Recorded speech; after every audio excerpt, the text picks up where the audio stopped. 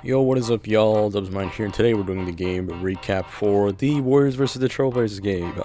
Today at 6 p.m. local.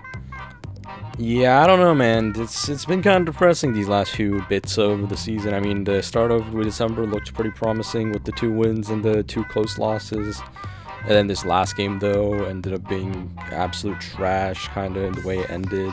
And then, now we're here against a team that, even though the matchup predictor has us by a lot, we lost to already twice this season, so obviously not gonna be amazing. And I look back at the previous time we faced them, and I still don't remember what exactly turned out in that game. Like, I was just trying to remember like what I was thinking when I was watching the game, but I don't even remember, honestly. I just looked through it, I'm like, it was like a close game that we kind of choked at the fourth quarter from what I saw. Don't know what exactly it was, but it is what it is. And the thing is, like, yeah, it's just been kind of bad because like the whole like narrative surrounding like Steve Kerr and everything has been bad because of his like lineups during that last game, and they weren't like obviously the greatest, but it's like because they're complaining about like a lot of people are complaining about like the multiple guard lineups, but it's like what do you expect when you don't have Al Horford and Draymond? Like, who else are you playing? I mean, obviously Gee should have played more minutes, that's for sure, but you can't really play him for that long. And then like QP is like your only big that you have. And QP did play a lot in the previous game, so it's like you can't really blame Steve Kerr for that. So it's like you kind of have to scale down, and like, I mean, you already played Jimmy a lot, so it's not like that matters. Like, maybe Moody could have got more burn instead. I mean, who else, though? Again, I don't know if we have another wings, that's the thing. So you kind of are stuck with having to play a multiple guard lineup, essentially. Because that's like the only people that are really like small forwards on the team. Like, yeah, small forwards or power forwards, which is Gee or Jimmy, and Jimmy already plays a lot of minutes, and Gee, you want to play him more. Obviously, I do think he didn't play as much as he should have last game, but still, like, you can't play him for that much more, because again, ultimately, he is still just a bench player. So again, it's just kind of hard to do, But ultimately, I do think, again, I'm still going to stick with the fact that we should do a trade, and that Kristaps Porzingis trade, it would be pretty nice. Because then you end up getting a pretty solid, I guess he had TJD last game. No, now I'm thinking about it, which he probably should have gone more burn too, maybe. I think he got spot minutes last game. I don't remember him being too good, but maybe we should have given more chance. All that aside, anyways, I do think the trade's necessary, because yeah, if you get something like that Kristaps trade, you end up getting a pretty solid 4-5 rotation of Kristaps, Draymond, Quentin Post, and Al Horford, and they can really bolster the backcourt. So that would be a great trade. Honestly, I'm looking just for a trade. I feel like is kind of necessary. But anyways, let's just get into the actual game. There's no news today really about the Warriors, so I'm not really going to go over it. But injury report finally looks super clean for the Warriors for the first time in like forever. So it's only Al Horford, and he's been ruled out. The Al Horford injury has been pretty lingering, though. It's been much longer than I expected. But this means that Draymond's back, which is nice to have. And, everyone else should be healthy. Portland has a lot of people, so Robert Williams and Jan Hansen both are going to be questionable. So I'm going to assume they're not going to play. Matisse Thybulle out.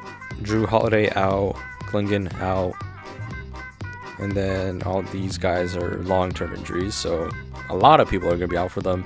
And yeah, I mean, I guess maybe that's why they have the matchup predictor like this, but like, did the people who are injured right now play in this game? No. Literally, I mean, maybe Dom and Klingon, because he's questionable, so if he does end up playing, that'll be pretty big, because again, he was really cooking against us with 10 rebounds, and where's the points? All right, 22 points, 9 of 14 from the field. And then like Robert Williams also was 4 for 6 with 11 rebounds. So if they don't have their bigs play, like, we definitely should win this game, especially with our team being fully healthy. But again, I'm not like super hopeful just because we're facing against a team that really cooked us already like multiple times. But yeah, I think, I mean, we should hopefully win this game. Like, we're kind of like, it's not terrible, but we're still 2-3 for this month, so obviously we'd like that to be on a game winning record, and hopefully we can like salvage as much wins as possible until the January deadline. Hopefully we get a trade that helps us. But yeah, that's gonna be that for ESPN. So let's go into the previous game against the Trailblazers. So I mean, as we just saw, Don Klingon and went crazy, and Robert Williams got hella rebounds. They got how many rebounds on us? 52 to our 32. So obviously we got out rebounded like crazy. And this was without Horford playing. But this was when Quinn wasn't really getting it going fully. As you can tell, he only played for 16 minutes. So, I mean, this might be the rebounding battle should be a bit better, especially with the fact that they're injured and QP is playing more minutes now, because this was when we were rolling out this lineup a lot. So yeah, hopefully we'll get a better game. I mean, Pod's played well against them, so I hope he continues that. Steph is going to be Steph. Jimmy needs to be better, obviously. I mean, he wasn't too bad this game either, but obviously we could have used him more. And yeah, I mean, Pat didn't play, so, you know, Pat, you know, he wasn't.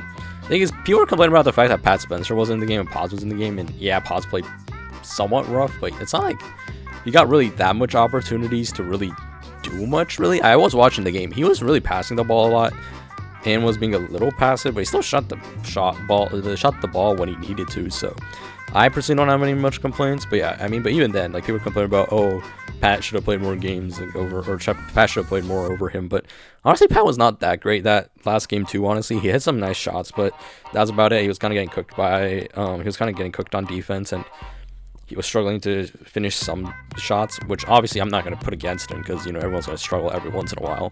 But again, like, yeah, that's what happened. So, like, I honestly think it was fine either way. But yeah, let's see. And then, like, I mean, obviously Denny was the guy that mainly cooked us, so obviously playing good defense on him is going to be important. Yeah, Caleb Love was, I remember, yeah, going crazy. Caleb Love too. And then, like, the other guys, it's like they're not playing, or it's like even if you allow them to score, I don't think it's going to be the end of the world. I think obviously rebounding is going to be crucial, because in this game the rebounding was terrible. And then turnovers 14 isn't terrible, honestly, all things considered, especially since they came up with 21. So yeah, I mean, obviously would like the turnover to be much lower, but I'm not gonna make that like a super big emphasis or anything like that. Yeah, I mean, we played pretty good offense. It was just they kind of still cooked us anyways with like the rebounding and stuff, because they ultimately got 88 field goal attempts to our 83, which is only 5 field goal difference, but still more field goal attempts for them than us. So yeah, so like rebounding, getting to a good start, obviously. Let's see, yeah, because we were down by 7 the first. We're being much better about starting well in the first quarter, so that's going to be important. Let's see, who is going to be your X factor? Probably I'll say Pat, just because again he didn't play in this game. He probably didn't play in the first Trailblazers game too. Yeah, it obviously, you know, besides last game, which he wasn't horrible at, but still, it wasn't the best at, but ultimately, like, this last few games has been really good. So if we continue that play, it'll be really big for us. And I mean, if he can play solid defense against someone like Denny, because if I can get the assignment sometimes, because I think Denny's kind of like their 2 right now, because their starting lineup is pretty big overall. So yeah, and so if Pat can do well there, I mean, or Pat can just do well in general, then yeah, I think we would have a pretty good time.